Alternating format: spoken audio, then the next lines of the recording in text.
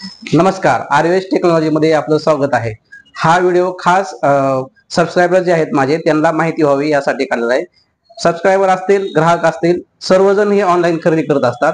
Online खरेदी करत असताना आपण काय काय काळजी घ्यायला पाहिजे ती माहिती तुम्हाला मी सांगायचा प्रयत्न करणार आहे या व्हिडिओमध्ये। ऑनलाईन खरेदी करत असताना एखादी वस्तू आपण खरेदी केलो तर ती चांगली आहे का नाही हे आपण पार्सल आपल्याला मिळाल्यानंतरच कळते, बरोबर आहे। मग ते पार्सल आपण घरी आल्यानंतर सुरुवातीपासून त्याचे बिल, त्याची पॅकिंग चेक करायची आणि सुरुवातीपासून ज्यावेळेस तुम्ही ओपन करत असाल त्या टायमाला तुम्ही व्हिडिओ बनवा।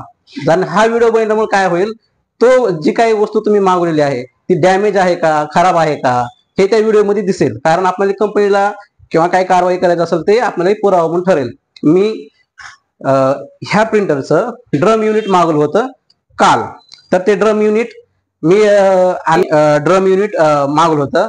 ज्या कंपनीने घेतलं होतं ते कंपनी मला वाटतं प्राइससाठी सांगणं बरोबर नाही, कारण मी त्या कंपनीला रिक्वेस्ट टाकली रिटर्नची, तर त्यांनी ती ऍक्सेप्ट केली आणि ते मला 4 दिवसामध्ये भेटल। फक्त तुम्ही काळजी कशी घ्यावी त्यासाठी हा व्हिडिओ बनवला। मी हे ड्रम युनिट मागवलं होतं, तर ह्या ड्रम युनिट थोडंसंच फॉल्ट निघाला त्याच्यामध्ये।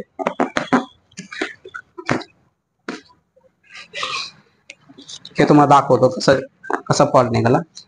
नंतर मी आहे तसं पॅक करून ठेवलं।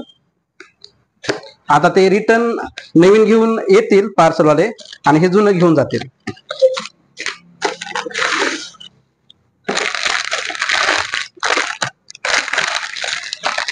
तर हा पार्ट मी दाखवत आहे, हा डॅमेज झालेला दिसला मला, मी रिक्वेस्ट टाकली तर हा पार्ट या ठिकाणी डॅमेज झालाय। हा तुटला आहे, या ठिकाणी पार्ट तुटला आहे। तर मी ही ओपन करत असताना जो व्हिडिओ बनवला आहे तो व्हिडिओ तुम्हाला पुढं किंवा जवळपास याच व्हिडिओमध्ये बघायला मिळेल। ठीक आहे, मी हे रिटर्नची ऑर्डर टाकली, रिटर्न भेटलं।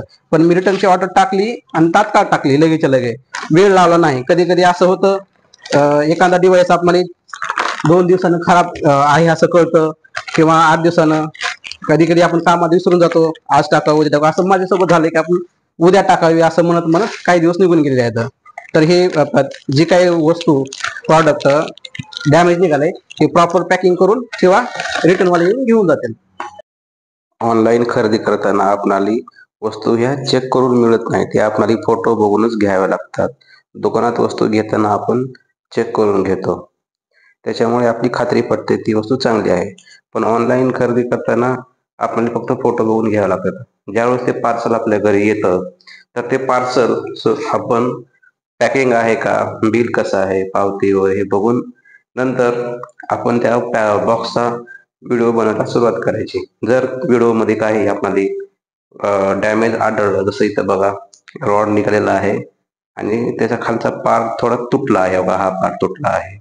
मग हा पार्ट तुटलेला असल्यामुळं हे आपलं जे काही आपण वस्तू मागवलेली आहे ती आपली काम होणार नाही व आपलं आर्थिक नुकसान होईल। मग हे आर्थिक नुकसान टाळण्यासाठी हा व्हिडिओ बनवायची सवय मला सुरुवातीपासूनच आहे, तसंच सर्वांनी लावून घ्यावी। आणि ही वस्तूला जर डॅमेज निघाली तर त्याच वेळी आपण आपल्या ॲपमध्ये जे काही ऑप्शन आहे त्या संबंधित कंपनीचा रिटर्नचा ऑप्शन असेल किंवा एक्सचेंजचा ऑप्शन असेल, कॅन्सलचा ऑप्शन असेल, तर ते लगेच वापरावं, जेणेकरून आपली वस्तू आपणाला रिटर्न मिळेल किंवा पैसे रिफंड मिळतील। जर आपण काही वेळ लावला, उद्या करू, 4 दिवसानं करू, तर आपण एखाद्या वस्तूचा टाइम निघून जाईल व आपलं आर्थिक नुकसान होईल। तर हे आर्थिक नुकसान टाळण्यासाठी व्हिडिओ बनवा। ठीक आहे, धन्यवाद। लाईक आणि सबस्क्राईब करा।